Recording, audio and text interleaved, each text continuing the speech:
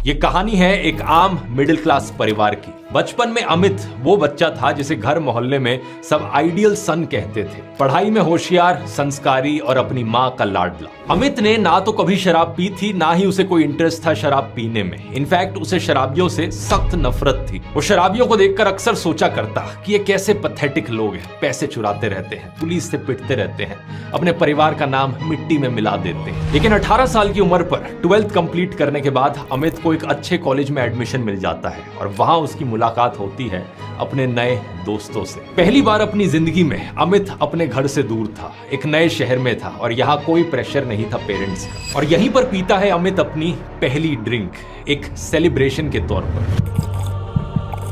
बात क्या थी कि कॉलेज के पहले टेस्ट में अमित के बड़े अच्छे नंबर आए थे। उसके नए दोस्त ये देखकर उससे बड़ा इंप्रेस्ड हो गए। उसे इनवाइट करते हैं फ्राइडे नाइट को एक पार्टी के लिए, एक सेलिब्रेशन के तौर पर। यहीं से ही धीरे धीरे उसकी ओकेजनल ड्रिंकिंग शुरू हुई। रेगुलरली इन पार्टीज को अटेंड करने की वजह से उसने नए दोस्त भी बनाए, उसे एक गर्लफ्रेंड भी मिल गई। लेकिन देखते देखते ये ओकेजनल ड्रिंकिंग वीकेंड ड्रिंकिंग में बदल गई। हर फ्राइडे शाम को ये ड्रिंक करने लगता।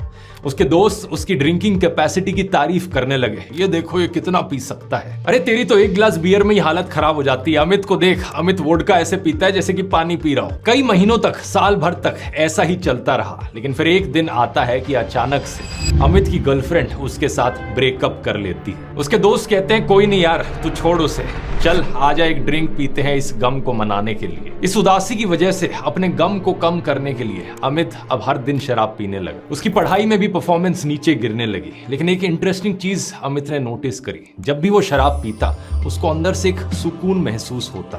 ये सारी टेंशन, ये सारा स्ट्रेस वो भूल जाता। ये फीलिंग सिर्फ अमित को स्पेशली नहीं होती थी। ये चीज साइंटिफिकली प्रूवन है कि जो लोग रेगुलरली शराब पीते हैं इस तरीके से, एक्चुअली में उन्हें सुकून महसूस होता है। जो टेंशन उनके मन में होती है, दिल में होती है, वो सब दूर हो जाती है टेम्पररी। लेकिन दिक्कत यह है कि टाइम के साथ साथ सेम लेवल का वो सुकून पाने के लिए अल्कोहल का और ज्यादा अमाउंट कंज्यूम करना पड़ता है। एग्जैक्टली इसके पीछे क्या साइंटिफिक रीजन है, इसकी आगे हम वीडियो में बात करेंगे। लेकिन अमित ने एक और चीज एक्सपीरियंस करी। इस सुकून की फीलिंग के करीब 6 से 8 घंटे बाद उसकी सैडनेस वापस लौट आती और फिर उसे पछतावा होता, अपने ऊपर शर्म आती और एंजाइटी और पैनिक अटैक्स भी देखने को मिलते। जब अमित अपने घर वापस लौटा तो उसके माँ बाप उसे देखकर हैरान थे।